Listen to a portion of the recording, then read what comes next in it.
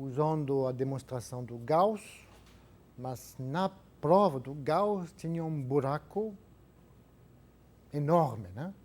Esse buraco que o Gauss não demonstrou era o seguinte fato, que dada uma curva algébrica, t de xy é igual a zero, onde p é um polinômio com coeficientes reais, que passe pela origem,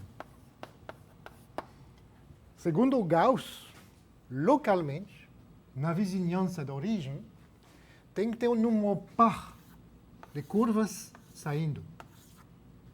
1, 2, 3, 4, 5, 6, 7, 8. Essa é a observação, a afirmação de Gauss. Qualquer curva algébrica real, na vizinhança de um ponto, contém o número finito, o número par de arcos saindo da origem e intersectando o círculo, número par de pontos. Vocês se lembram que o Gauss falou que todo mundo sabe disso, que ninguém tem a menor dúvida, e que, se precisar, ele poderia dar uma demonstração que ele nunca fez. Então, realmente é um buraco na demonstração dele que não funciona, né? Então, aconteceu que a primeira demonstração desse fato, que é um teorema importante da geometria algébrica, uma curva algébrica, é um número par de arcos. A primeira demonstração, na verdade, foi obtida no século XX. Hoje, eu vou tentar dar uma demonstração moderna desse fato importantíssimo na geometria das curvas. Eu vou começar com duas demonstrações erradas. As demonstrações erradas é uma história que eu acho interessante, né? É uma história que começou com... Olha só, esse senhor.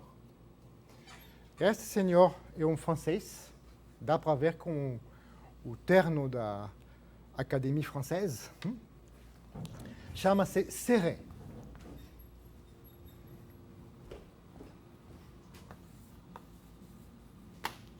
É importante conhecer o nome dele completo. O nome dele é Joseph Alfred Serret. Nasceu em 1819. Joseph Alfred.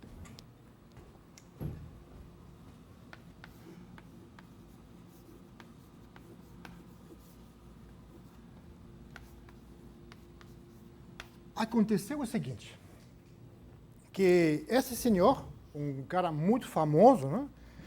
Escrevia livros com assinatura, como que é, professeur au Collège de France, membre de l'Institut et du Bureau des Longitudes.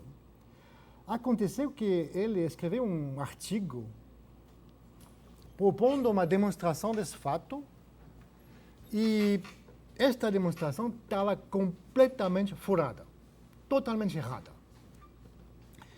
E aconteceu que, alguns anos depois, 15 anos depois, um outro Serret, com o mesmo nome, eu acho que eram irmãos, mas eu não consegui a certeza, né? O irmão dele chama-se Paul Joseph Serret.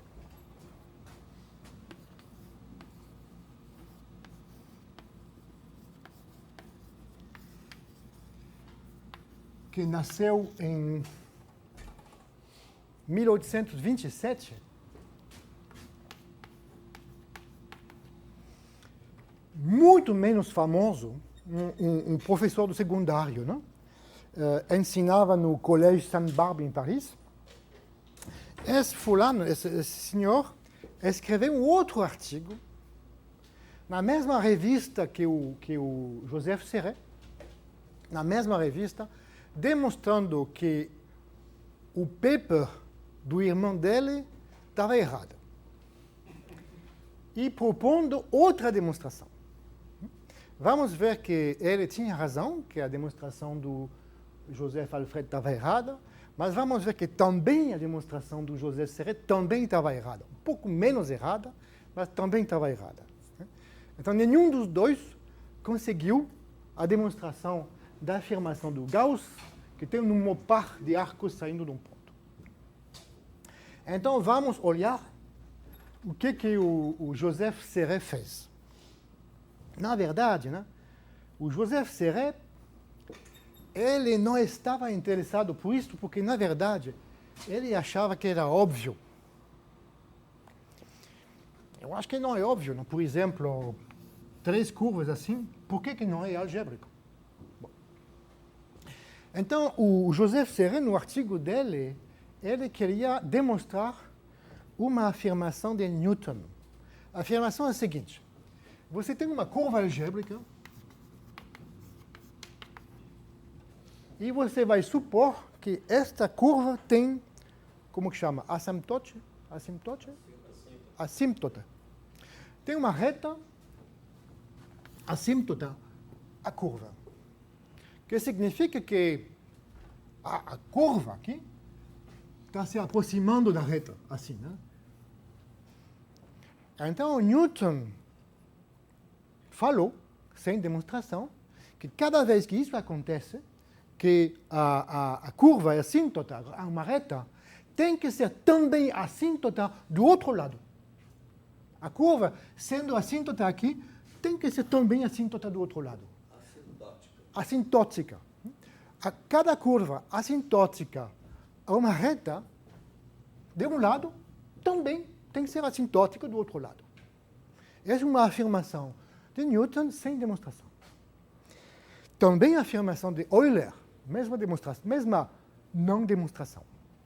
Então, o propósito do artigo do Joseph Alfred era de dar uma demonstração desse fato interessante. Não? Já vimos, por exemplo, x3 mais y3 igual a xy. Que barulho! O decano entrando na sala. O decano. Então, já vimos a curva x cubo mais y cubo igual a xy. Você lembra, não? Parecia assim mais ou menos, como que é? Algo assim, não?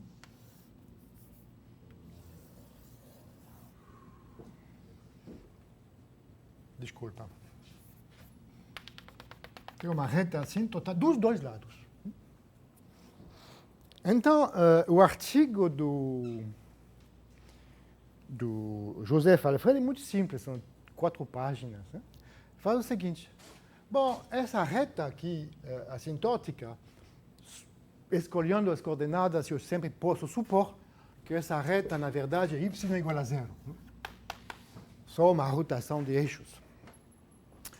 Então, eu tenho assim uma curva assintótica a y igual a 0. Então, o Joseph Alfred fala o seguinte: vamos trocar x em 1 sobre x. x1 igual a 1 sobre x e y1 igual a y. Da outra curva, e se a curva fosse assintótica só de um lado, o que aconteceria na outra curva em x1 e y1?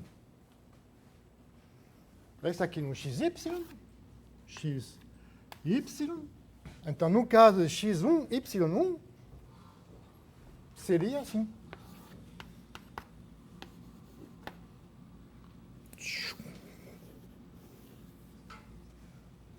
Seria uma curva convergindo para a origem, y igual a 0, x igual a infinito. Seria uma curva convergindo para 0, só isso. Seria uma curva parando num ponto. Seria uma curva que teria um pedaço só, que ele chama de point d'arrêt, um ponto de parada. A curva seria uma curva caindo na origem sem sair. E chegando nesse ponto, o Joseph Alfred fala: Isso é impossível, é bem conhecido. Outras palavras, o Joseph Alfred considera que é óbvio que uma curva algébrica não pode parar num ponto. Que é exatamente a afirmação do Gauss. Então, ele não demonstrou nada. Então, chega o irmão dele, né? O Paul Joseph. Paul Joseph escreve um artigo na mesma revista e começa dizendo que o artigo do irmão é vazio, não? Que não faz sentido, que não demonstrou nada, blá, blá, blá, blá, blá. E eu vou demonstrar o teorema. E dá a seguinte demonstração.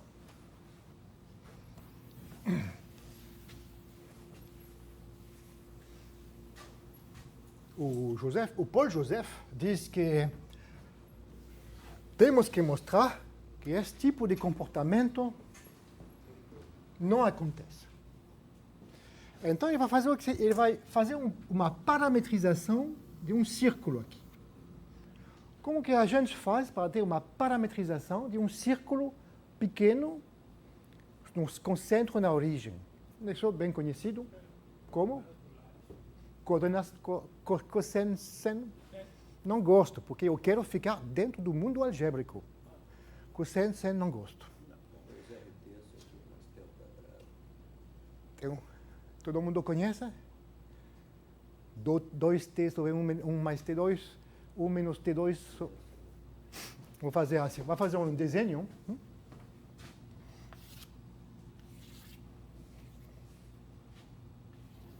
Esse é o círculo de raio 1.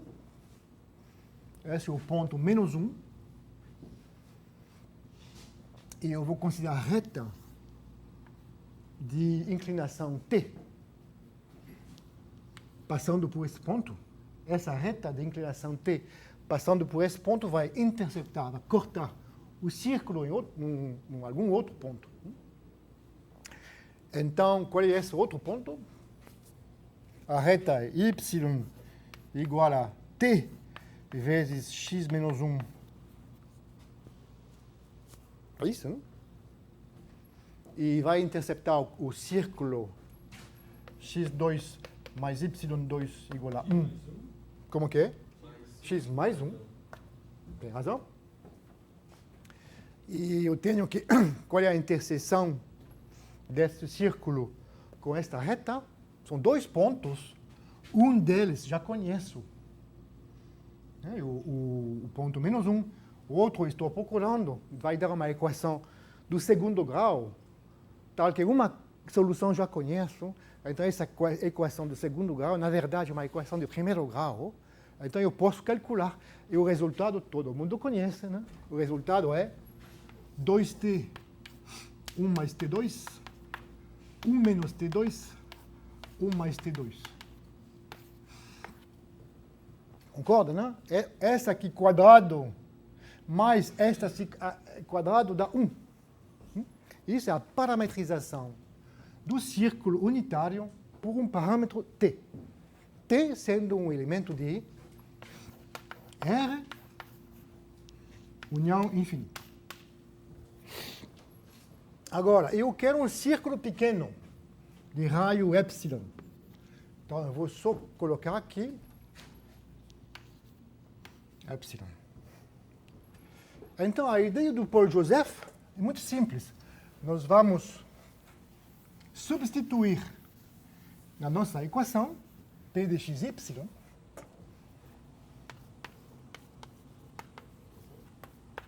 Eu vou substituir x por epsilon 2t 1 mais t2, epsilon 1 menos t2, 1 mais t2. E este aqui é um polinômio, soma de a, i, j, x, i, y, j, i mais j menor ou igual que n, o grau do polinômio, substituindo x por esta aqui, y por esta aqui, o que vai sair? vamos ter um denominador. O denominador vai ser 1 mais T2 potência I mais J, I mais J. Então, eu vou multiplicar tudo isso por 1 mais T2 potência N, de tal forma que o denominador vai sair. O resto vai ser o quê? Um polinômio na variável T. Ok? E esse polinômio na variável T, qual é o grau dele? Está vendo que aqui tem T quadrado. Aqui tem elementos de grau N. Então, nesse polinômio aqui, substituindo x, y por isto, o que vai acontecer é que o grau de P vai ser 2N. Grau de P igual a 2N, porque tem um T quadrado aqui dentro. E aqui tem termos de grau N. Com T quadrado dá 2N. Então sai aqui um polinômio de grau 2N. Ok. Aí vem a demonstração do Paul Joseph. Paul Joseph vai dizer, olha, um polinômio de grau 2N tem um número par de raízes. Fim da demonstração. Não pode ser 1. Se fosse uma curva assim, chegando na origem, intersectando o círculo num ponto só, essa equação de grau 2N teria uma raiz só, que não é possível. Ah, obrigado, Rafael. O argumento não vale nada. O argumento não vale nada. Todo mundo sabe que uma equação do segundo grau poderia ter uma raiz só, né? x2 igual a 0, tem uma raiz múltipla, x igual a 0. Então, o que significaria que esta raiz seja múltipla? Significaria algo do tipo assim.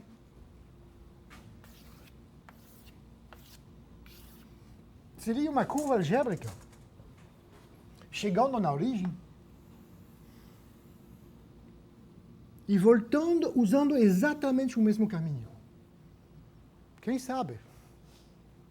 Talvez uma curva algébrica poderia chegar na origem e voltar usando o mesmo caminho, o resultado sendo, assim, um caminho duplo. Isto o Paul Joseph nem pensou, uma coisa incrível, né? O Paul Joseph não pensou que uma equação do segundo grau poderia ter uma raiz múltipla. Então, o nosso papel, agora que somos matemáticos do século XXI, muito mais inteligentes que aqueles estúpidos, mesmo acadêmicos, né? Vamos dar uma demonstração de verdade, né? Vamos tentar demonstrar tudo isso de uma maneira limpa. Até que daqui a um século alguém vai olhar o filme e dizer que o Etienne errou. Talvez. Ok, então vamos tentar dar uma demonstração desse fato que uma curva algébrica não pode chegar num ponto e voltar exatamente usando o mesmo caminho, é impossível. E, além do mais, vamos demonstrar o teorema de Gauss, a afirmação de Gauss, que é uma curva algébrica que contém um número par de pedaços chegando na origem. Por isso, infelizmente, ou felizmente, não sei, vamos ter que usar, mais uma vez, e eu peço desculpas por isso, um pouco de álgebra. A álgebra é chata, mas de vez em quando é necessária, né? Então, vamos fazer um pouco de álgebra. Coitados.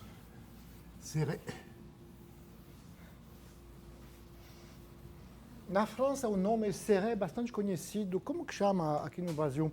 Quando tem uma curva no espaço, tem um frame, a tangente, a normal e a binormal. Como que chama? Como que é? Todo mundo aqui chama isso de Freinet. Na França, chamamos isso de Serré. Freinet não era francês, era da Suíça, imagino. E por isso chamamos de Serré. O primeiro Serré.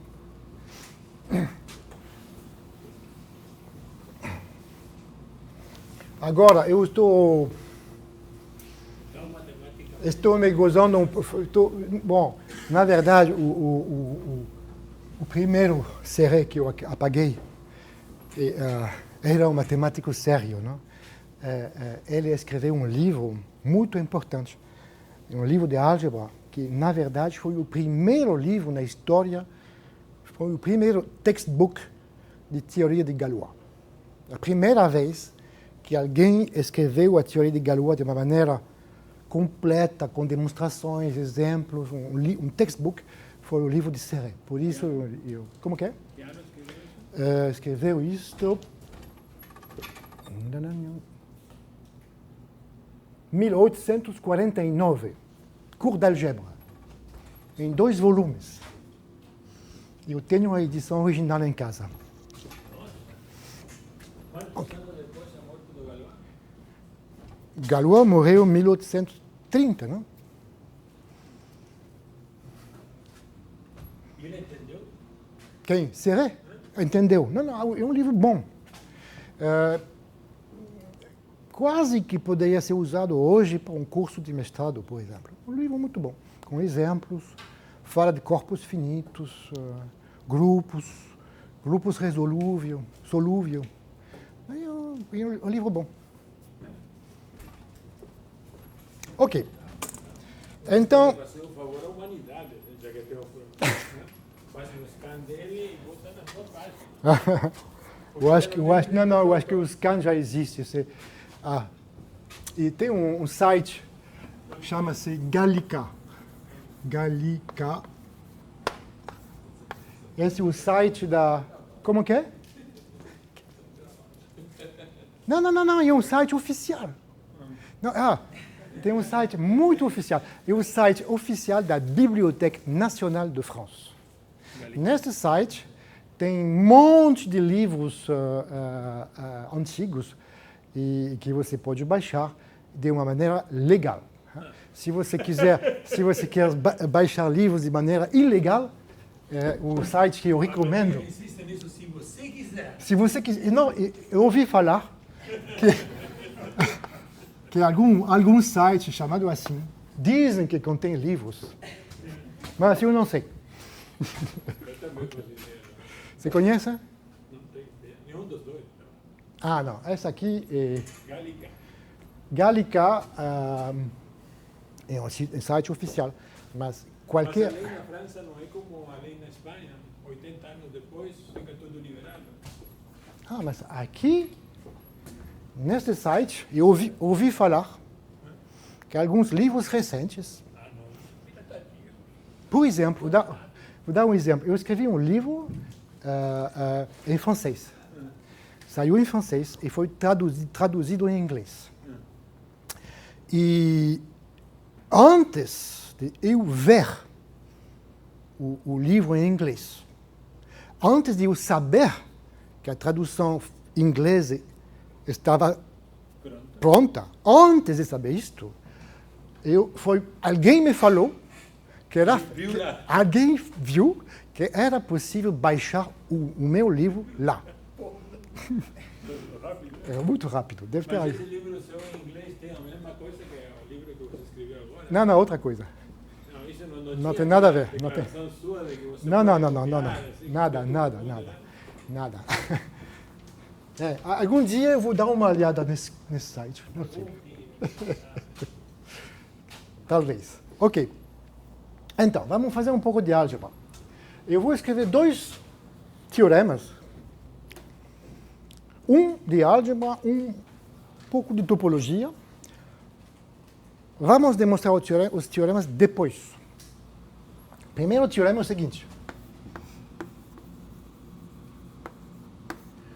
Se A é um...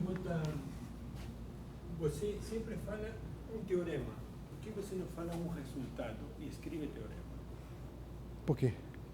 Porque um resultado poderia ser uma proposição, poderia ser um lema. Eu gosto de dizer teorema quando tem alguma importância.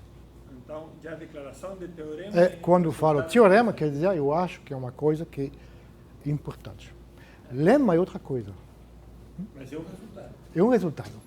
Bom, eu vou falar de um resultado, que é o seguinte teorema. Seja há um anel factorial. Você se lembra, não? Qualquer elemento do anel é um produto de elementos primos de uma maneira única, a menos de permutação e a menos de unidades. Então, o anel de polinômios com coeficientes em A também é factorial.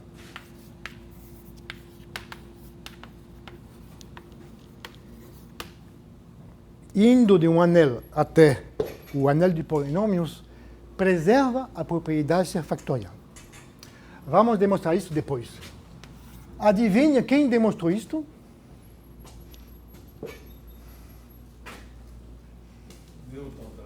Não. Gauss. Esse é um teorema de Gauss que está nos disquisições aritméticas. 1800 aqui. Segundo resultado é o seguinte teorema. Eu vou considerar dois polinômios P, Q, digamos com coeficientes reais. Uma pergunta mais só de curiosidade. Você lê latim? Como que? Latim você lê? Vou dizer um palpite. Eu nunca estudei latim. Mas, nós estamos vivendo um momento único na história do mundo. Google Translate. E com Google? Google Translate pode traduzir o latim. Você pode ler ou ler. Bom, Google Translate dá uma sopa, alguma coisa que você entende parcialmente. Né? A tradução do latim em inglês ou em francês é mais ou menos. Né? Agora, lendo a matemática, lendo a tradução do Google e tendo alguma imaginação com o francês, o português, dá para ler. Estudei 4 anos de latim. Ah, então você gosta mais de Google? Não, Google Translate é bom. Então, temos dois polinômios em duas variáveis. E vamos supor que P como SA, corolário.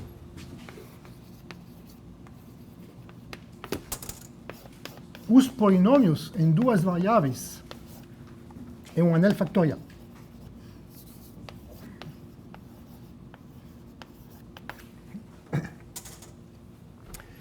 Então, neste anel de polinômios em duas variáveis, qualquer polinômio pode ser decomposto como sendo um produto P1, Pn, de fatores, como que chama, primos.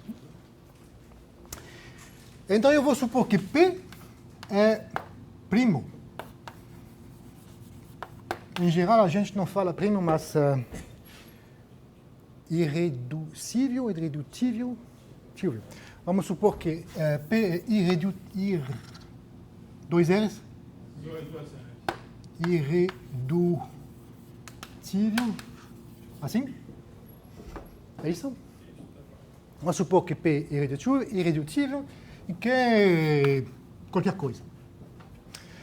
E eu vou supor que tenho duas curvas, não? A curva P igual a zero e a curva Q igual a zero. Eu não sei como que é.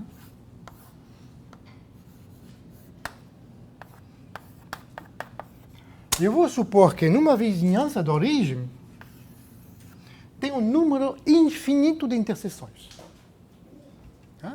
P igual a zero e Q igual a zero se intersectam num conjunto infinito na vizinhança da origem. Em qualquer vizinhança da origem. Como? Você adivinhou a conclusão. Então, qual é a conclusão? Então, a conclusão é que P é um fator de Q. Então, o único jeito que P é um divisor de Q. Tá certo? Se duas curvas se intersectam localmente num número infinito de pontos, a primeira tem que ser um divisor da segunda. Ok? É por isso que você não gosta do seno do cosseno. Exatamente. Ok, então vamos acreditar nestes dois teoremas e eu vou tentar demonstrar o teorema a afirmação de Gauss. E depois vamos voltar à demonstração desses teoremas.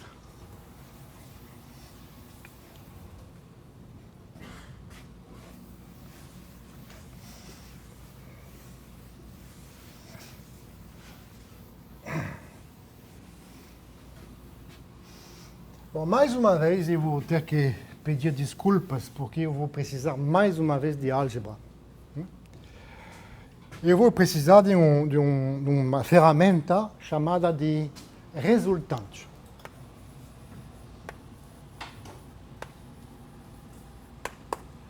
De dois polinômios.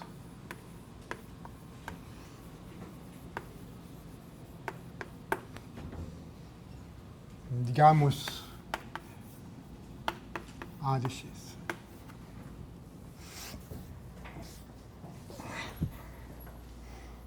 Então, eu vou fazer um mini curso de álgebra. Vamos supor, por exemplo, que temos dois polinômios numa variável complexa.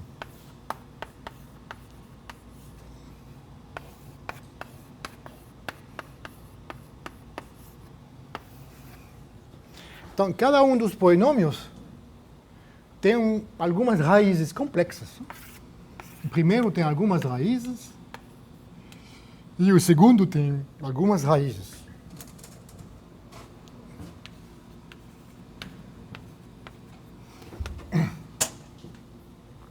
Em geral, é muito claro que as raízes do primeiro e as raízes do segundo não têm nada a ver, são disjuntas. Às vezes, pode acontecer que os dois polinômios aqui têm uma raiz em comum. Isso é muito raro, mas pode acontecer. Então a pergunta é, quando que isso acontece? Será que eu posso, dado os polinômios P e Q, será que eu posso entender qual é a condição nos coeficientes do P e nos coeficientes do Q, qual é a condição que vai implicar, vai ser equivalente ao fato de ter uma raiz comum. Essa condição é um número chamado o resultante de PQ, que eu vou definir agora. É um elemento de A. Esse elemento de A, na verdade, é igual a zero se somente se os dois polinômios, vamos, nesse caso, são números complexos. É um número real, um número complexo, que depende dos coeficientes de P e Q, e que é igual a zero se somente se o P e o Q têm uma raiz comum. Então, a definição precisa é a seguinte. Dado o P, desculpa, foi P1, P2.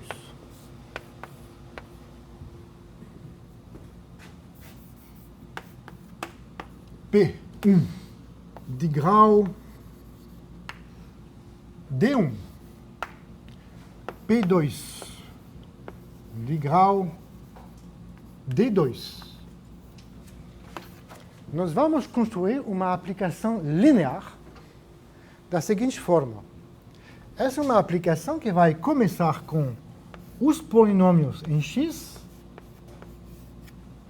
de grau D2 menos 1. Essa aqui significa o espaço vetorial de todos os polinômios com coeficientes complexos com grau D2 menos 1, vezes polinômios de grau D1 menos 1.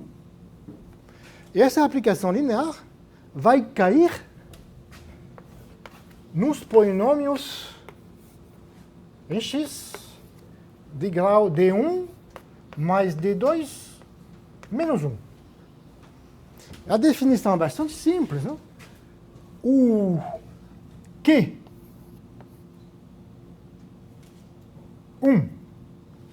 Q2 vai ser elevado Q1, Q2, Q1 com grau menor que D2 menos 1, Q2 com grau menor que D1 menos 1, vai no P1, Q1 menos P2, Q2. Tenho um polinômio aqui de grau D2 menos 1. Eu multiplico ele por P1, que tem grau D1.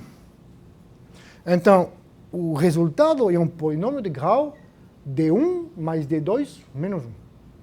Da mesma forma aqui, eu multiplico um polinômio de grau D1 menos 1 pelo polinômio P2, que tem grau D2, que tem grau D2. O resultado também é um polinômio de grau D1 mais D2 menos 1. Então, o P1 e P2, na verdade, estão definindo uma aplicação linear deste espaço vetorial neste espaço vetorial. Acontece que esse espaço vetorial tem dimensão. Qual é a dimensão daqui? Menos D1 mais D2 menos 2. Como que é? Qual é a dimensão do espaço vetorial dos polinômios de grau menor que D? É D1 mais D2 menos 1. D1? Mais D2. Não. A dimensão desta aqui, Vai somar só a dimensão, né? essa aqui tem dimensão D2. Ah, verdade. Tá bom? Essa aqui tem dimensão... Termo constante. Termo constante, né? Essa aqui tem dimensão D1. Então D1 mais D2 menos 1. D1 mais D2. Por que não é menos 1? Ah, porque é só um produto. Produto, né? Então, tenho aqui D2, D1. Então, o produto tem dimensão D2 mais D1. Do lado direito, a dimensão é a mesma, né? D1 mais D2. Então, eu tenho uma aplicação no espaço vetorial da mesma dimensão. Então, essa aplicação tem um determinante. Tá certo? O determinante é um número complexo. Esse número complexo, por definição, é o resultante de P1, P2. Tá certo? O determinante dessa aplicação linear, que vai de um espaço vetorial num espaço vetorial de mesma dimensão, por definição, chama-se resultante de P1, P2. Então, vamos ver que eu tinha razão, que eu sempre tenho razão. Vamos ver que... Vamos ver que o resultante é igual a zero somente se P1 e P2 têm uma raiz em comum. Tá certo? Então, o que quer dizer que o resultante é igual a zero? Bom, quer dizer que o determinante aqui é zero. Que a aplicação não é invertida. Exatamente. O que quer dizer que um determinante de uma aplicação é zero? Quer dizer que não é invertível. Em outras palavras, tem um núcleo não trivial. É isso. O que quer dizer um núcleo não trivial? Significa que existe alguém aqui cuja imagem é zero. Em outras palavras, significa que existe um Q1, Q2 não triviais, tais que isto seja igual a zero. Então, se o resultante é igual a zero, isto implica que existe um Q1, Q2, tais que P1, Q1 é igual a P2, Q2. Quantos zerinhos tem? Um zero, Como que é? um zerinho, como se fosse uma solução. Não entendi. Nos Q1, Q2, em Esse- vez de só ah. Q1, Q1 zero, Q2 zero. Por quê? Porque assim é uma coisa particular. Alguém entendeu a observação do Rafael? Não. Eu também não. Ah, você queria um índice assim? E Bom, eu vou escrever, mas muito pequeno, né? Tá bom? porque é uma solução particular. Tá bom. Ok. Agora, vamos olhar os graus. Esta aqui tem grau D1. Esta aqui tem grau menor que D2 menos 1. Essa aqui tem grau D2. Essa aqui com grau menor que D1 menos 1.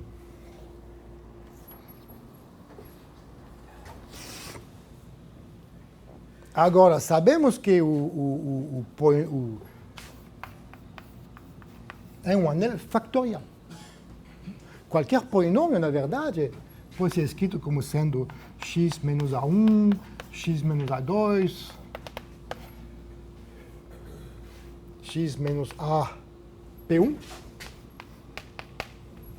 x menos a d1, e p2, x menos b1, x menos b d2.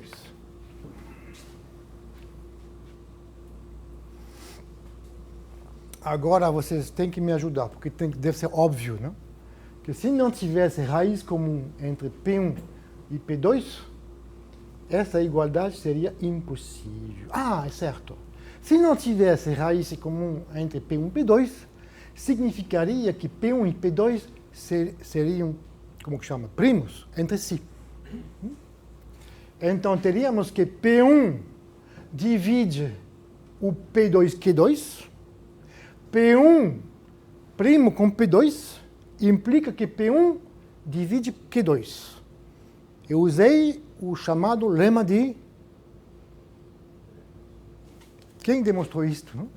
Se A divide BC, se A primo com B, então A divide C. Chama-se o lema de Gauss. Mais uma vez. Hein? Então, se P1 divide P2 Q2, se P1 fosse primo com P2, P1 seria um divisor de Q2. P1, isso não pode ser, porque o grau de Q2 é menor que o grau de P1. Acabou, tá bom? P1, Q2, isso não, Q2, exatamente, né? O grau de Q2 é D1 menos 1, e o grau de P1 é D1. Então, um polinômio não pode dividir um polinômio com grau menor. É impossível. Né? Então, tem que ter... P1 e P2 não podem ser primos. Tem que ter um divisor comum. Ok.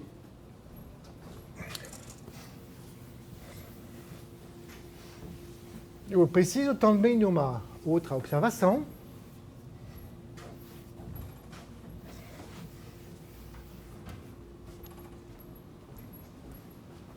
Como que a gente calcula o resultante, né? De dois polinômios P1 e P2? Se eu conhecer os polinômios, por exemplo, se P1 for x2 mais 2x mais 5, P2 x cubo mais 7, como que eu faço para calcular o resultante de P1 e P2? Tem um número, não? É importante saber calcular. Né? Como que eu faço? Dá para você escrever uma matriz. Dá para escrever a matriz, porque tudo está aqui. Né? Eu conheço aqui uma base. Né? A base são os monômios. Aqui tem uma base, os monômios. Aqui tem uma base, os monômios. Então, para entender para calcular o resultante, basta calcular o determinante da matriz desta aplicação linear nesta base. E eu tenho tudo o que preciso para calcular isso. Não? Vou dar uma matriz bem grande, então D1 mais D2 vai dar uma matriz 5 por 5, grau 2 grau 3, explícita. Esta matriz tem um nome, chama-se a matriz de Sylvester. Tanto faz. Então, dá para calcular. A única coisa que eu vou precisar é a seguinte observação. O resultante de dois polinômios é um polinômio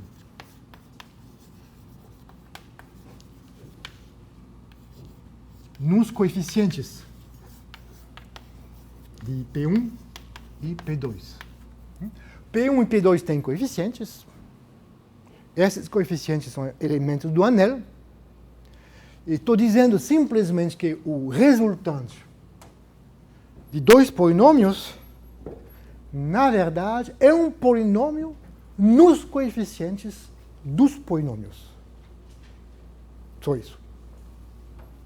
Bom, agora eu vou explicar como que as pessoas de geometria algébrica usam o resultante. Bom, raramente eles vão dizer isso, mas eu vou dizer. Vamos supor que eu tenho dois polinômios, P de x, y igual a 0 e Q de x, y igual a 0. Tenho duas curvas no plano, né?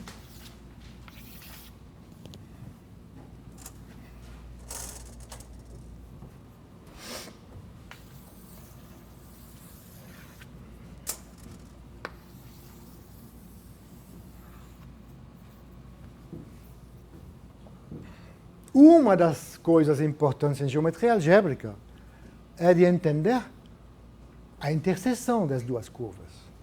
É importantíssimo. Nós queremos resolver duas equações polinomiais em duas desconhecidas. Nesse caso, eu tenho alguns pontos aqui.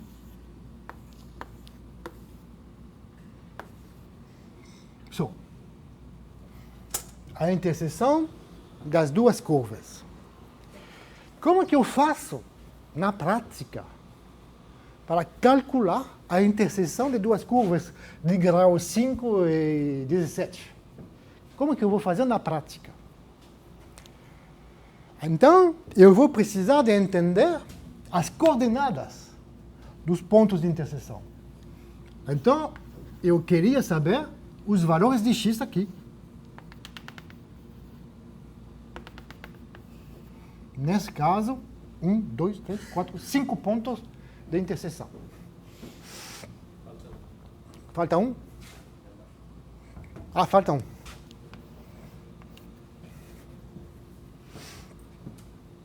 Então, como que vão fazer as pessoas de geometria algébrica para calcular esses pontos? Na prática, usando o computador, não sei o quê. Então, eles vão usar o resultante. Por quê? P e Q, na verdade, são polinômios, digamos com coeficientes complexos, em x, y.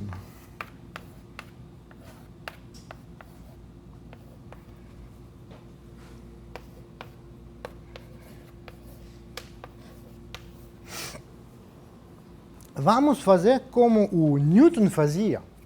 Em vez de pensar em polinômios de duas variáveis, vamos pensar como sendo polinômio de uma variável y no anel C de x. Vamos pensar funções de x, y como função de y com coeficiente funções de x. E da mesma forma, vamos fazer o seguinte. É só uma troca de notação. Então, P e Q, na verdade, são dois polinômios, nenhuma variável y. Então, faz sentido de falar do resultante dos dois. eu posso considerar o resultante de P e Q, que é um elemento aqui de Q. É um elemento do anel de base. É um elemento de C de X. O P e Q são polinômios com coeficientes no anel C de X. Eu posso fazer o mesmo papo que acabo de fazer, calcular resultantes, determinantes, tudo isso, blá, blá, blá. O resultado vai ser que o resultante dos polinômios P e Q é um polinômio na variável X. E a observação que é muito simples, muito clara, que eu vou explicar agora, é que os pontos aqui são exatamente as raízes deste resultante. Então, se você me der alguns polinômios P e Q, com coeficientes complexos, eu vou construir algum determinante, tipo Sylvester, que eu falei, algum determinante. Lá, nas entradas da matriz serão polinômios em X.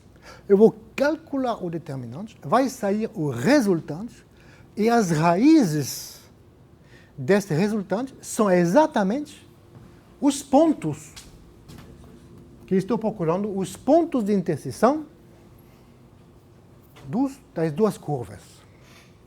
Por isso que na cabeça de um algebrista, eles têm cabeças também, né? Na cabeça de um algebrista, resultante é a mesma coisa que projeção. Para eles, tomar o resultante de dois polinômios é o que nós falamos de tomar projeção. Temos um negócio no plano, estamos projetando a interseção numa reta. O resultante é a maneira algébrica de projetar coisas. Por que isso? É muito simples, porque se eu fixar um valor de x aqui,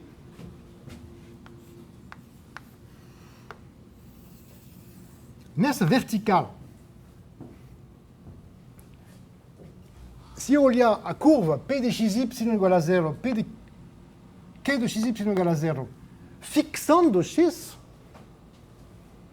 eu tenho um polinômio na variável y que vale zero aqui, no caso de P, e zero aqui, no caso de Q. Então, o que quer dizer que esse x é um ponto de interseção? O que quer dizer que x é a primeira coordenada de algum ponto de interseção?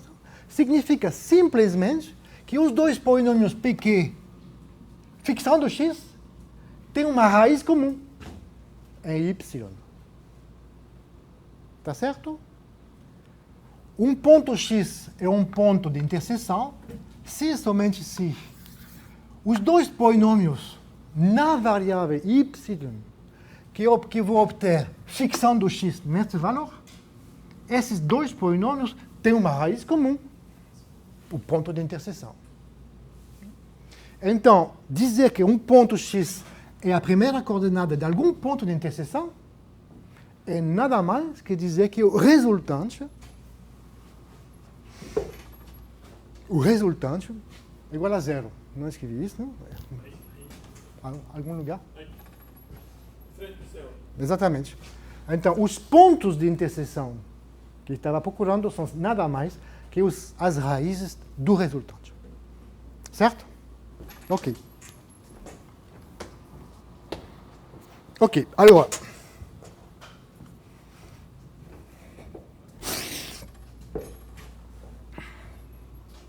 Tudo claro?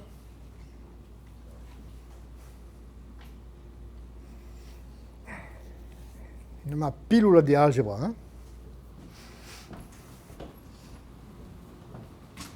Bom, como se fosse um remédio que... Não é verdade. De vez em quando eu gosto de álgebra. Nem. Então. Depois dessa palestra aqui, um aviso para você. A Universidade Federal Fluminense está cheia de geômetras gêmeos. Eu gosto deles, eu gosto muito deles.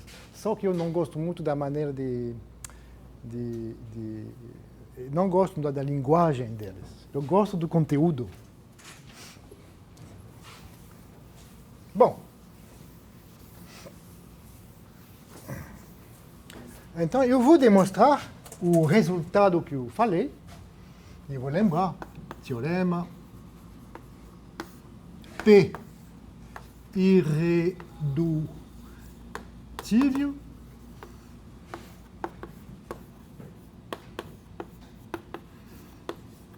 que qualquer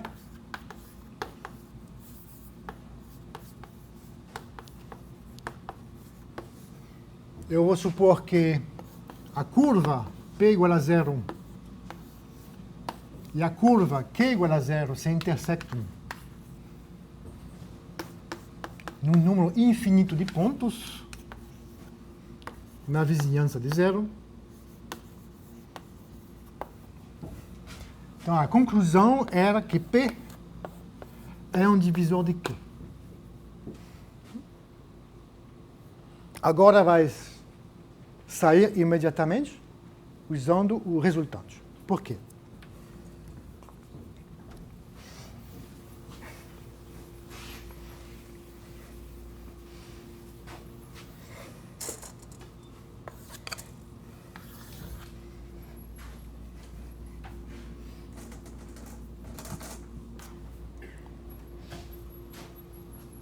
P igual a zero.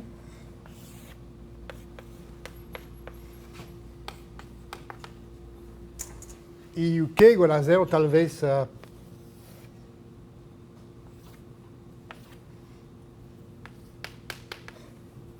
estou supondo que na vizinhança de origem tem um número infinito de interseção entre a curva P igual a zero e Q igual a zero.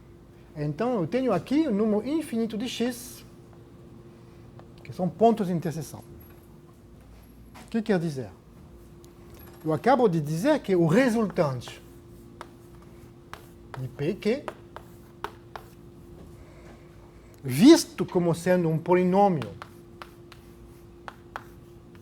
da variável x, tem número infinito de raízes perto de zero. Porque cada ponto de interseção, aqui já falamos que um ponto de interseção, na verdade, é uma raiz do resultante. Como tem um número infinito de raízes, um polinômio que tem um número infinito de raízes tem que ser zero. Então, isto implica que o resultante PQ igual a zero.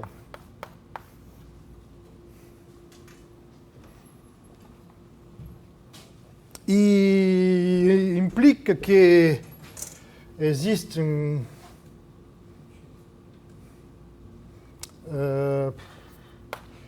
se lembra, o mesmo argumento que anteriormente existe π1, não, minha notação terrível, não? O resultante sendo igual a zero significa o quê? Que P e Q não são primos entre si. Você lembra, não? O resultante de dois polinômios não é zero, se somente é zero, se somente se os dois polinômios não são primos. Bom, não são primos, mas P é irredutível. Então, P é um divisor de Q. Tenho dois elementos no anel factorial. O primeiro é primo, o segundo não sei. Eu sei que o primeiro não é primo com o segundo, então o primeiro tem que ser um divisor do segundo. Então, P é um divisor de Q. Ok? Então, acabou. Hein? Se duas curvas se intersectam perto da origem, num número infinito de pontos, a única maneira é que o primeiro seja um divisor do segundo se o primeiro é um irredutível. Poderia ser que todas tenham a mesma coordenada x? boa observação. Poderia ser que todas têm a mesma coordenada x, significaria que a interseção seria assim, né? O número infinito de interseção na vertical. Significaria que, fixando o x, os polinômios seriam iguais no número infinito de valores de y. Significaria que, na verdade, a interseção seria a reta vertical inteira. Tá certo?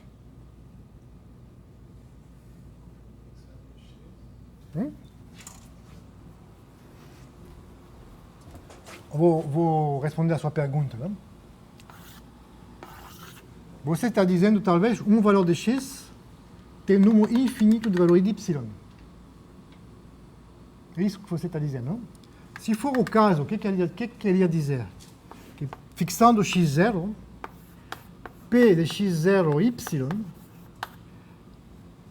tem um número infinito de raízes em y. Tá certo? Significaria que o polinômio p de xy, p de x0 y seria o polinômio zero. Significaria que na interseção teria uma reta.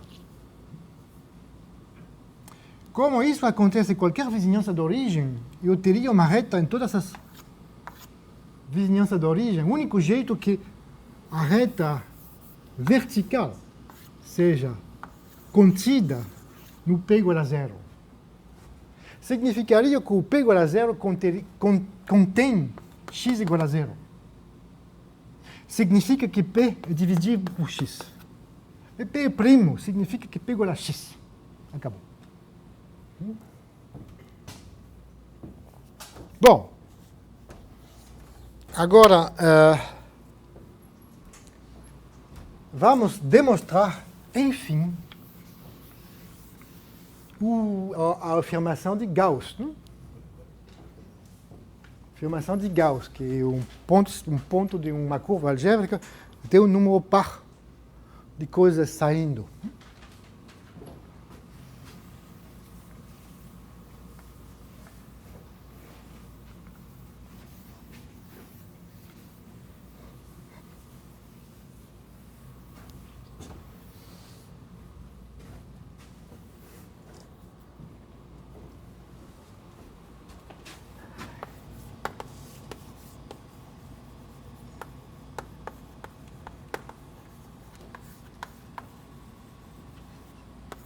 Qualquer curva algébrica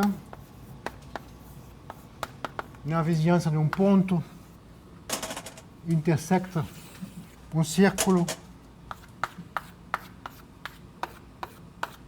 número par de pontos. No caso 10, se não me engano. Temos que demonstrar isto.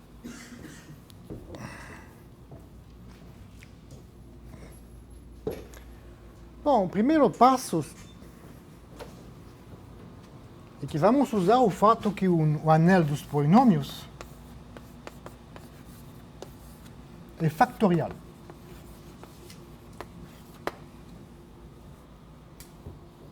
Significa que o meu P, na verdade, é um produto de fatores primos irredutíveis.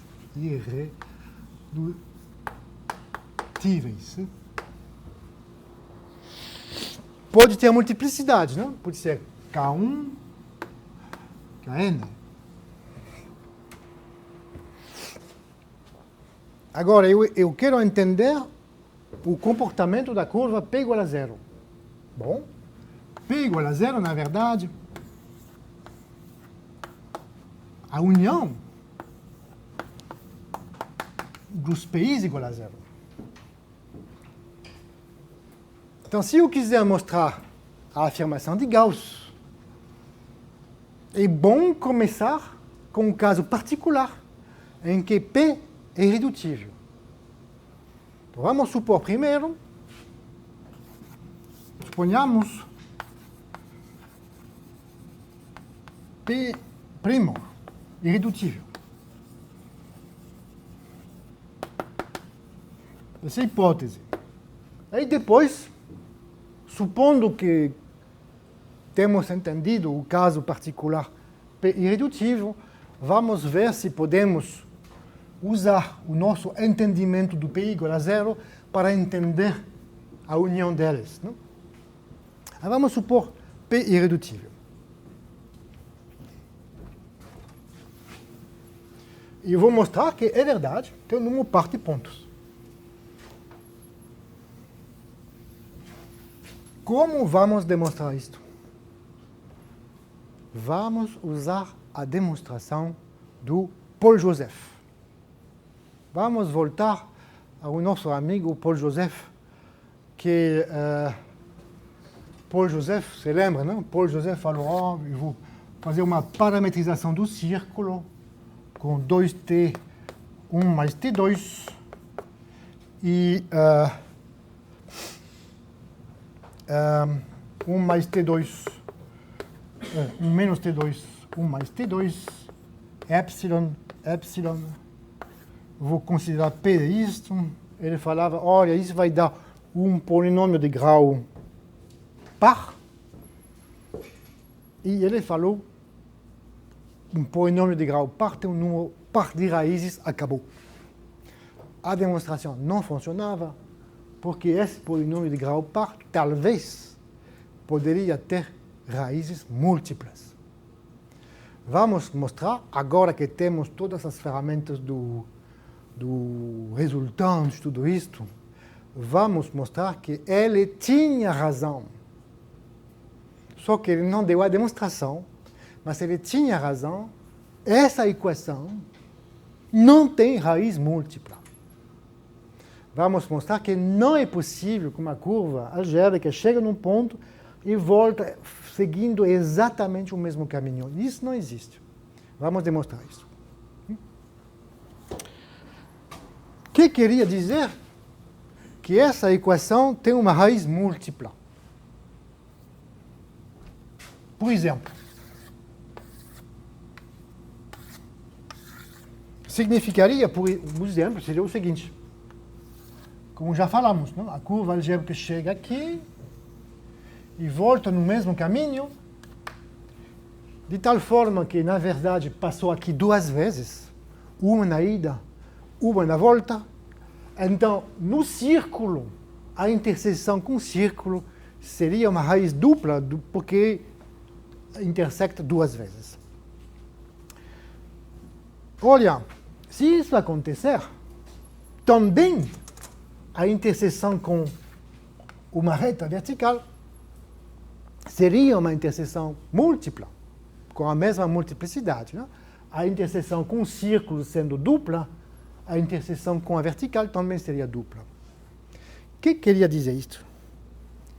Queria dizer que a nossa equação P de xy igual a zero fixando y teria uma raiz múltipla.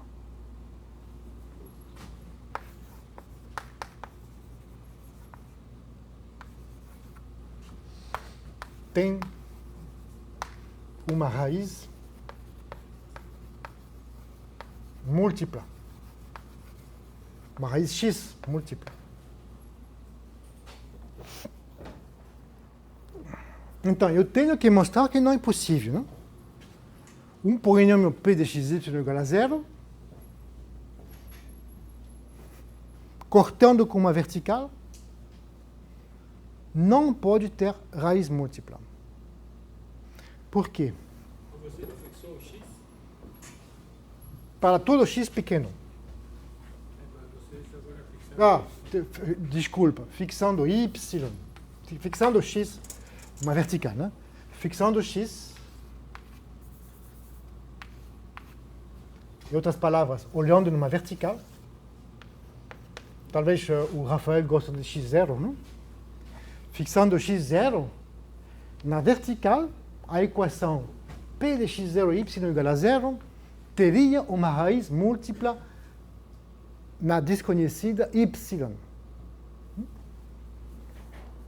Agora, Vocês sabem que quando um polinômio tem uma raiz múltipla, esta raiz também é raiz da derivada.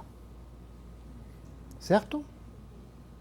Cada vez que você tem um polinômio que tem uma raiz múltipla, esta raiz múltipla é também raiz da derivada. Então, se isso acontecer, significaria que a derivada parcial com y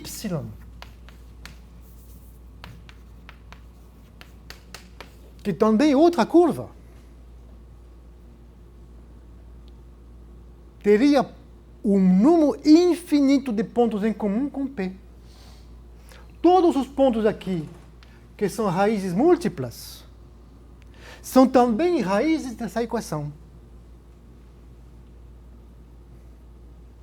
É simplesmente porque a raiz múltipla tem que ser raiz da derivada.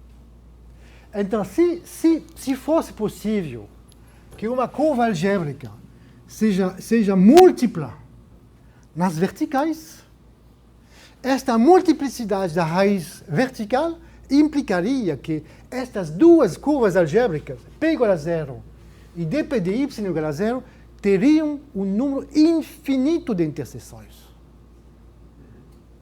Mas sabemos que isso pode acontecer só porque P é irredutível, se P for um divisor disto. Então implica que P é um divisor de dp de y. Que não dá, porque a derivada parcial com respeito a y tem grau menor que o grau que P. Não é possível que P seja um divisor de dp de y, porque o grau de P é maior que o grau de dp de y. Eu usei o fato que P é primo, irredutível.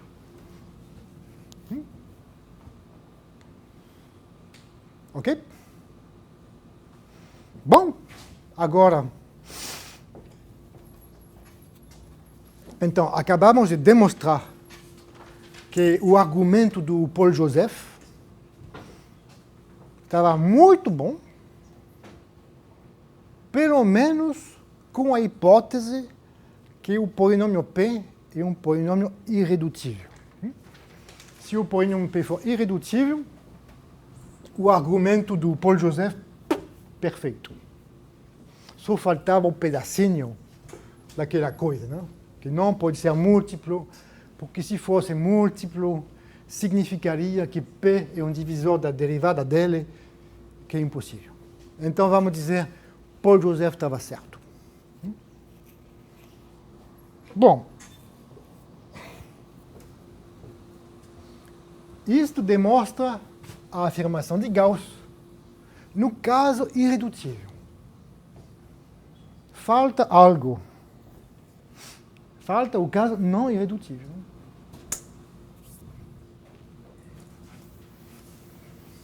Nesse caso, a nossa curva é a união das curvas. Eu tenho agora um número finito de curvas irredutíveis. Cada uma corta o círculo no número par de pontos. Então eu tenho talvez P igual a P1, P2, P3, digamos. P1, P2, P3 sendo irredutíveis. P1, usando o argumento do Paul Joseph, corta o círculo no número par de pontos. 1, 2, 3, 4, talvez. P2 também, número par de pontos. Talvez 2. E o P3, talvez 4 pontos. 1, 2, 3, 4.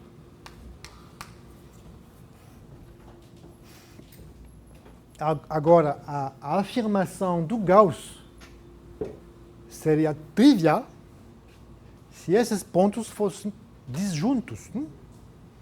Porque cada cor tem um número par de pontos. Então, se os conjuntos fossem disjuntos, eu teria um número par de pontos no total, porque somando o número par, isso é um número par. Então, a única dificuldade para demonstrar a afirmação de Gauss, a única dificuldade é mostrar que um ponto amarelo não pode ser um ponto vermelho, que não pode ter interseções entre a curva amarela e a curva vermelha. A curva amarela sendo P1 igual a 0, e a curva vermelha sendo P2 igual a 0. Mas já sabemos que duas curvas irredutíveis não podem se intersectar, a menos que um seja um divisor do outro. E se dois elementos primos são um divisor do outro, são iguais. Então, se P1 e P2 são dois elementos irredutíveis diferentes, as curvas não se interceptam, são disjuntas. Sai do mesmo teorema. Então, os pontos azuis, os pontos vermelhos e não sei o quê, são disjuntos. Cada fator primo da decomposição do polinômio em fatores irredutíveis, cada fator dá uma curva e todas essas curvas são disjuntas. E cada uma tem uma par de pontos no círculo. Então, eu acho que acabou a demonstração da afirmação de Gauss. Cada curva algébrica na vizinhança de um ponto, na verdade, cada curva algébrica é a união de um número finito de pedaços irredutíveis. Esses pedaços irredutíveis são disjuntos. E cada um dos pedaços irredutíveis intersecta o círculo num conjunto par de pontos. No total, acabou a demonstração do Gauss. Uma coisa que não demonstramos lá no início, e que já está na hora de demonstrar, o teorema inicial, que se A é um anel factorial, A colchete X também é factorial. Então vamos fazer isso agora, e uma vez que eu vou demonstrar este teorema, eu acho que dá uma demonstração completa da afirmação de Gauss.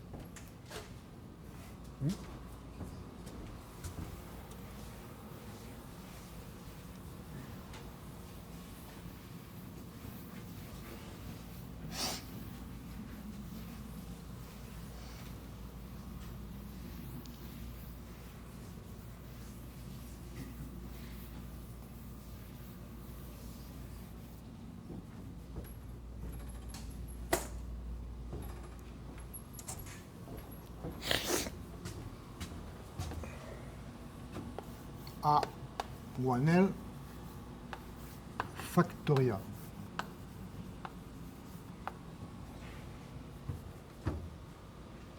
Então,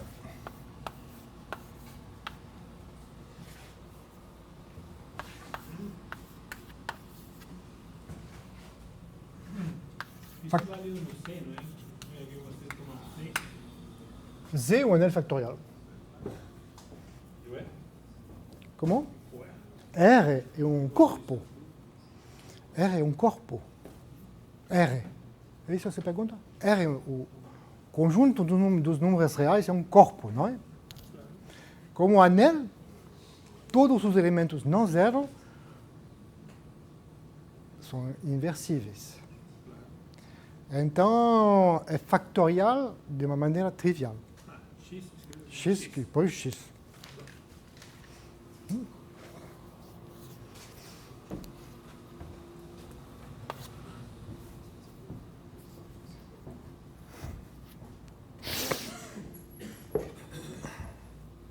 Então, vamos começar com o lema. E um lema que tem um nome. Chama-se o lema de Gauss. Mais uma vez. É o seguinte.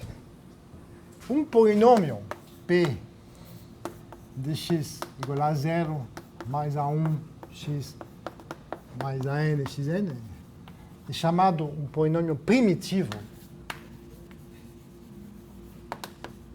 se os coeficientes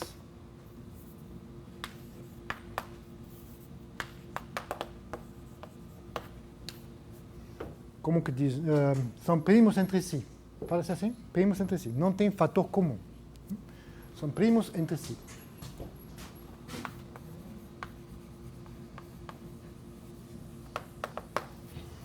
Essa é uma definição. Então, o lema de Gauss é o seguinte. O produto de dois polinômios primitivos é primitivo.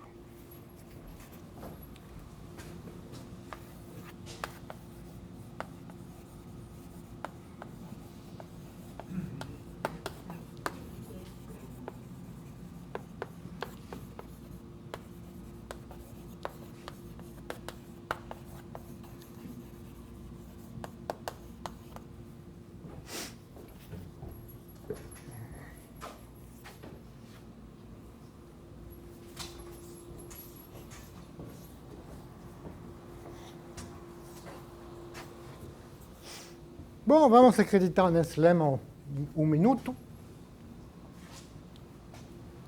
É bonito, não?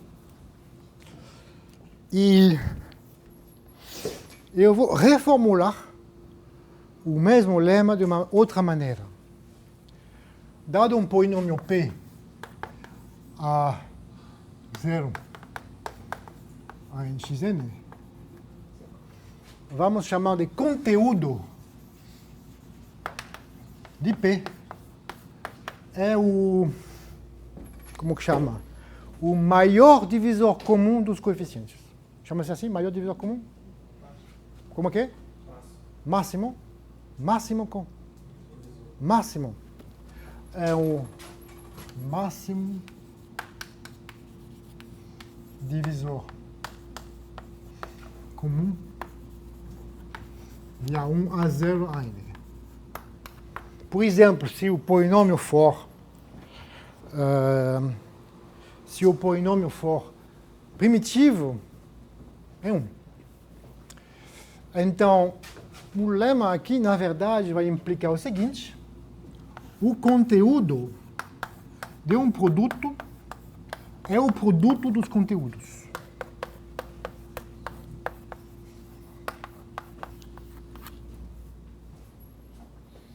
Por que isto? Porque cada vez que você tem um polinômio, o conteúdo é o máximo divisor comum. Quer dizer que qualquer polinômio P pode ser escrito como sendo o conteúdo dele vezes um outro polinômio P barra de x, onde o outro polinômio P barra de x é um polinômio primitivo. Então, multiplicando P1 por P2, está claro, né? E usando o fato que o produto de dois polinômios primitivos é primitivo, vai sair que o conteúdo do produto é o produto dos conteúdos. Bom, agora,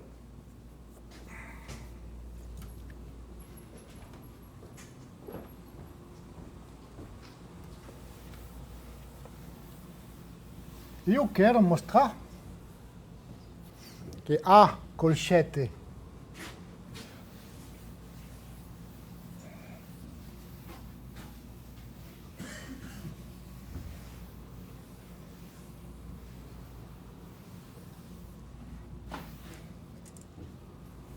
eu quero mostrar que A colchete de x é factorial.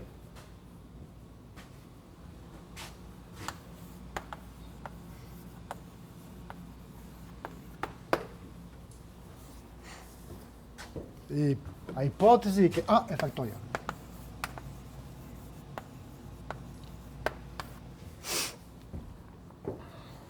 Eu vou dar a lista completa dos elementos primos deste anel. Então a lista vai ser a seguinte. os polinômios primitivos de A de x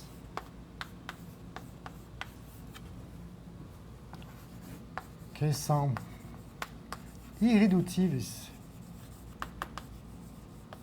em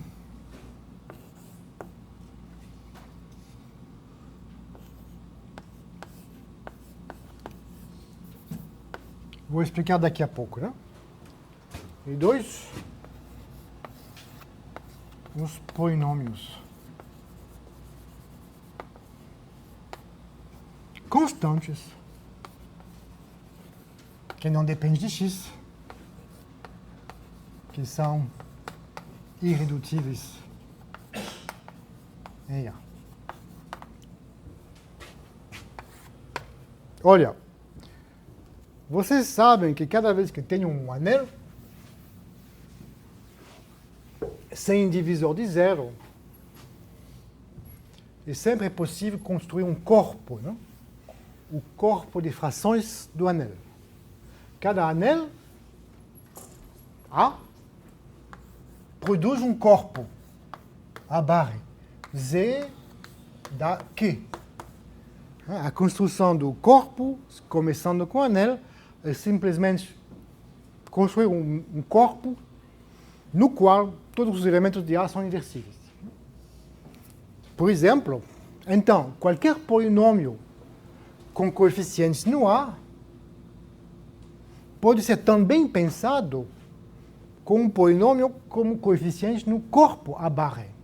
Por exemplo, um polinômio com coeficiente em Z, 3x2 mais 2x mais 1, eu posso pensar nele como sendo um polinômio com coeficientes inteiros ou com um polinômio com coeficientes racionais.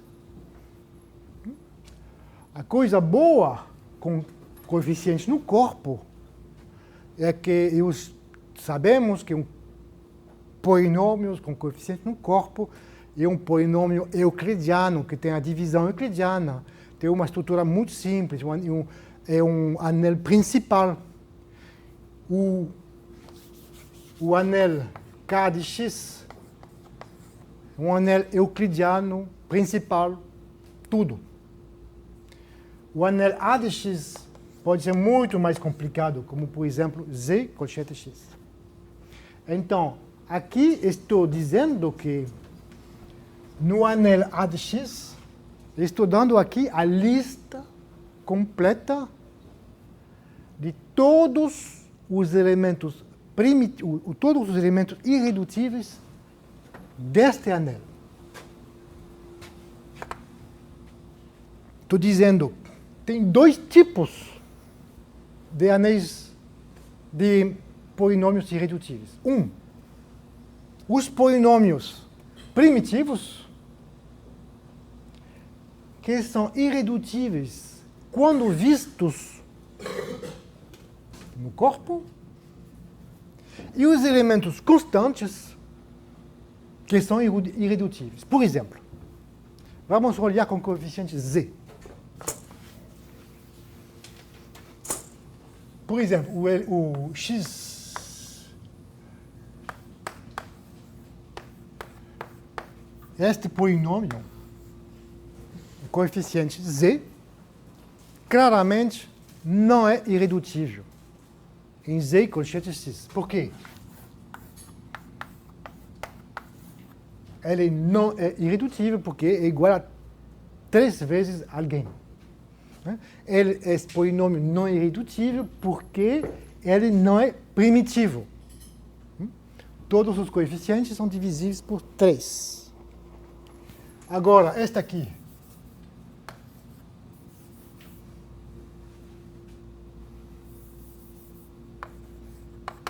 É um polinômio com coeficientes inteiros.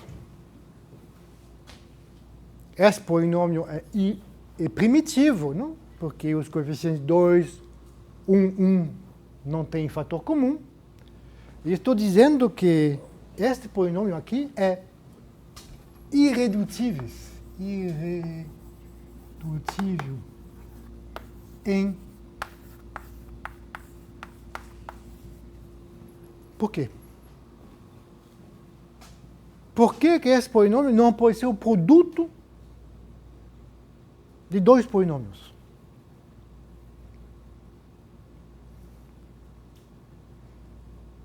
Então, por que esse polinômio aqui, 2x2 mais x mais 1, não pode ser o produto de dois polinômios com coeficientes inteiros? Porque os dois teriam que ter grau Os dois teriam que ter grau 1. E aí? 1, não tem raízes racionais. Esse polinômio não tem raiz racional. Argumento perfeito. Mas, na verdade, para mostrar que esse polinômio não é um produto de dois polinômios inteiros, eu só usei o fato que ele não é um produto de dois polinômios racionais. O argumento dele, o argumento que não funciona no Z, funciona no Q. Então, por isso eu estou dizendo que, para que um polinômio em A coeficiente x seja irredutível no anel A coeficiente x, tem duas condições. Ele tem que ser primitivo.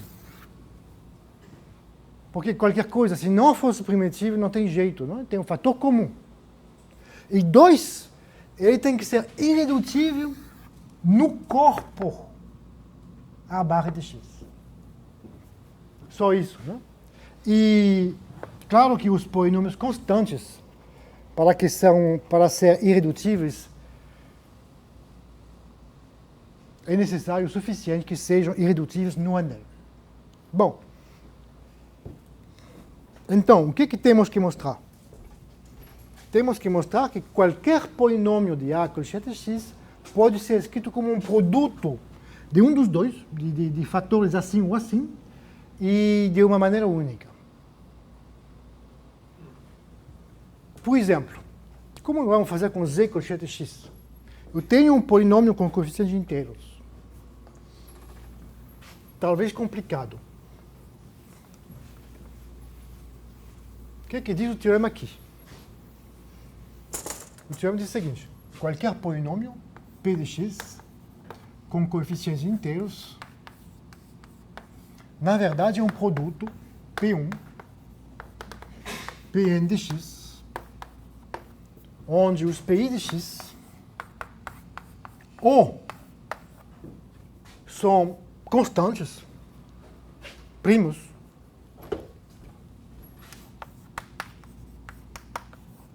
algum número primo independente de x, ou são primitivos e irredutíveis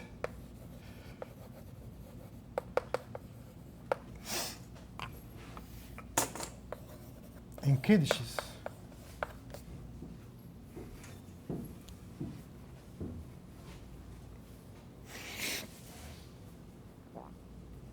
Então, vamos usar o fato que já sabemos, Q de x é factorial, porque é euclidiano. Então, o meu polinômio P, já sei que é um produto π1, πn. Só que os πi são com coeficientes racionais. Eu não gosto dos coeficientes racionais, eu quero coeficientes inteiros. Então, como que eu vou fazer para conseguir polinômios inteiros com coeficientes racionais? É só multiplicar pelo máximo divisor comum dos denominadores. Então, multiplicando pelo máximo denominador comum dos denominadores que vão acontecer, vai sair um P, vai ser 1 sobre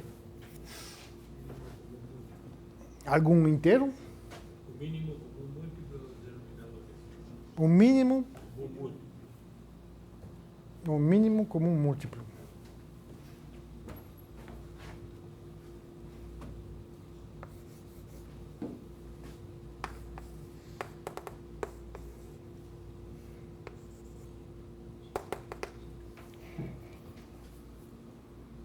Então eu vou conseguir um negócio assim. P vai ser 1 sobre n vezes polinômios inteiros. E o que vai acontecer? Aqui vai sair np.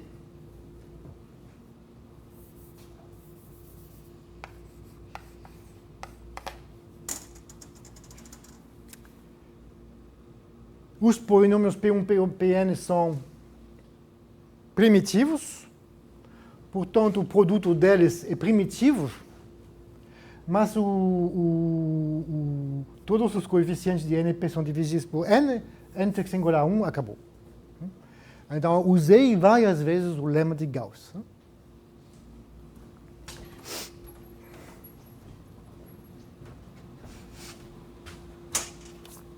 Bom, talvez hoje teve coisas demais. Vamos fazer um resumo. Né? Resumo do dia. Né? Na ordem. 1. Gauss afirmou que qualquer curva algébrica, na verdade, é um número par de curvas saindo do ponto singular. Gauss não demonstrou nada. 2. O famoso Joseph Alfred Serret não demonstrou nada. O irmão quase nada. Mas o irmão deu um caminho. Né? O irmão fez a sugestão de fazer uma parametrização do círculo, parametrização com polinômios, e ele fez a observação bonita e importante, né? Que quando a gente quer entender a interseção do círculo com a curva algébrica, sai uma equação polinomial de grau par. E coitado do irmão, ele nem notou que talvez essa equação polinomial poderia ter raízes múltiplas. Se não tivesse raiz múltipla, tudo bem, o argumento funciona. Porque o grau do polinômio é par. Então, agora tentamos consertar a demonstração do irmão, do Joseph Alfred. Desculpa, do Paul Joseph. Estou misturando os dois. O Paul Joseph. Tentando consertar a demonstração do Paul Joseph, tivemos que usar algumas ferramentas algébricas. Primeira ferramenta, o resultante. Né?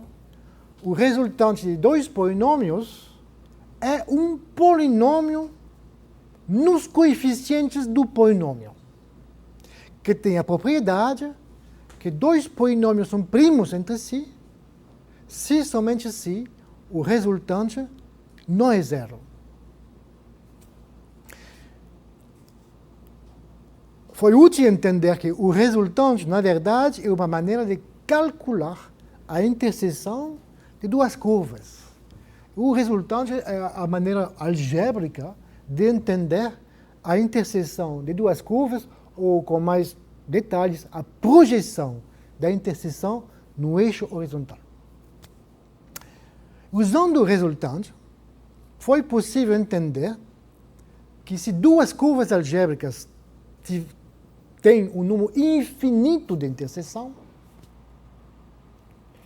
o único jeito é que um deles, se for irredutível, tem que ser o divisor do outro. Para demonstrar isto, precisamos do teorema de Gauss, que o anel dos polinômios em duas variáveis é um anel factorial. Que se não tivesse essa propriedade, a palavra irredutível não significaria nada. Né?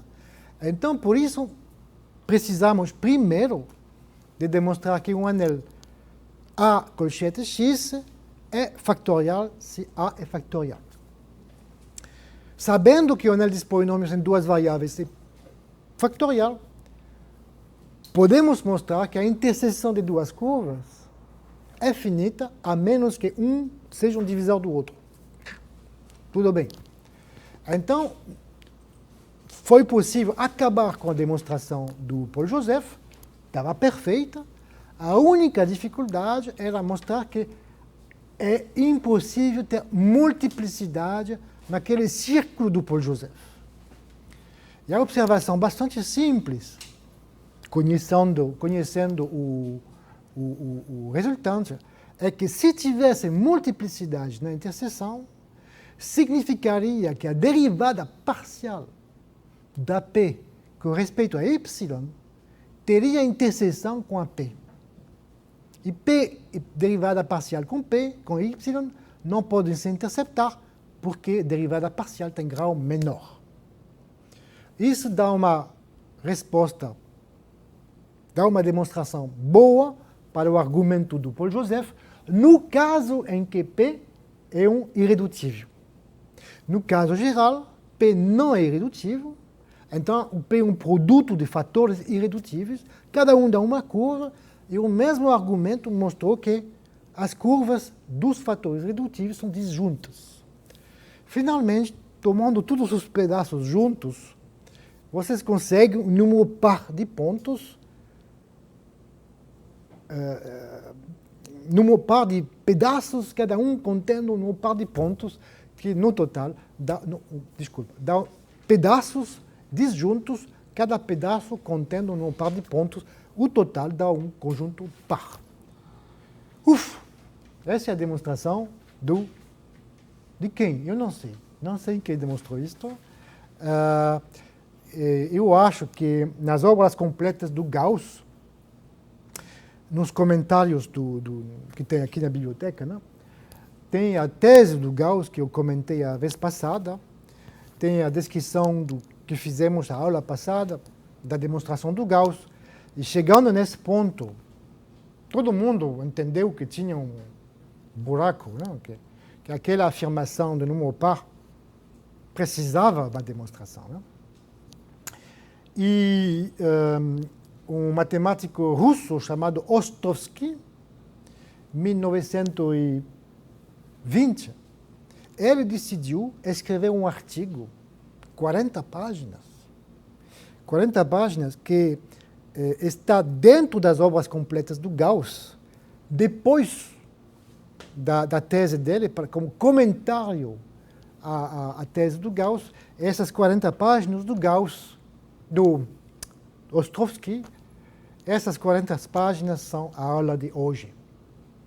Ostrovsky demonstrou a afirmação de Gauss usando um método moderno que eu usei hoje.